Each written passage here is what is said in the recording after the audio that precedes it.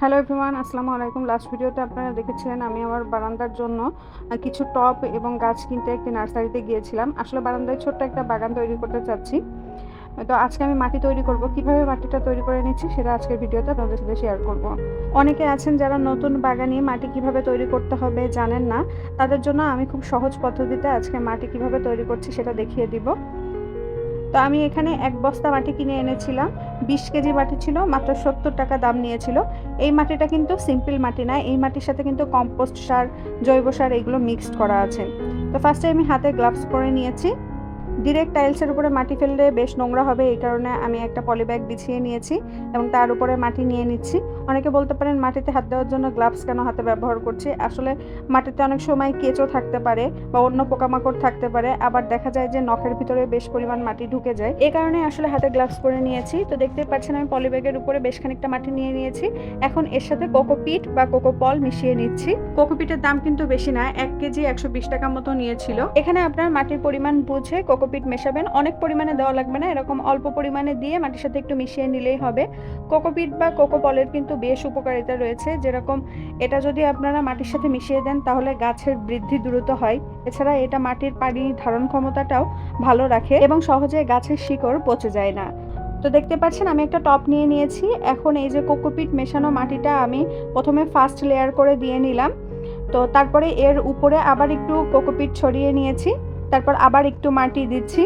Mainly আমি layer করে করে দিচ্ছি। প্রথমে কোকোপিট মেশানো মাটি একটা লেয়ারে দিলাম, তারপর অল্প পরিমাণে কোকোপিট দিলাম শুধু, এরপর আবার কোকোপিট মেশানো মাটি দিলাম, এরপর আবারও একটু কোকোপিট অল্প পরিমাণে উপর দিকে ছিটিয়ে দিলাম।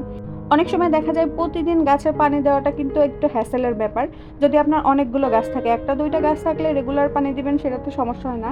বাট অনেকগুলো গাছ থাকলে কিন্তু প্রতিদিন পানি দেওয়া এটা একটা ঝামেলা। তো এই কোকোপিটটা দেওয়াতে যেটা হবে, আপনার এই ঝামেলাটা আর হবে না। তো দেখতেই পাচ্ছেন, ভিডিওটা ভালো করে লক্ষ্য করলে আপনারা বুঝতে পারবেন কিভাবে আমি মাটিটা তৈরি করে নিলাম। আর এই মাটির সাথে কিন্তু কম্পোস্ট সার, জৈব সার সব মেশানোই আছে। আপনারা যখন নার্সারি থেকে মাটি কিনবেন তখন জিজ্ঞাসা করে নেবেন। যেমন এর মধ্যে গোবর আছে, সবজি পচা আছে, মানে সবকিছু মেশানো আছে। এই কারণে মাটিটা বেশ উর্বর। নার্সারি থেকে যেই টবগুলো আমি কিনে এনেছিলাম, এইগুলো কিন্তু ছিদ্র করার ব্যবস্থা ছিল। অনেকগুলো ওনারা ছিদ্র করে দিয়েছিলেন, আবার অনেকগুলোতে ছিদ্র ছিল না। তবে ওখানে মার্ক করা থাকে, তো এই জায়গাগুলোতে আমি সুন্দর করে ছিদ্র করে নিয়েছি।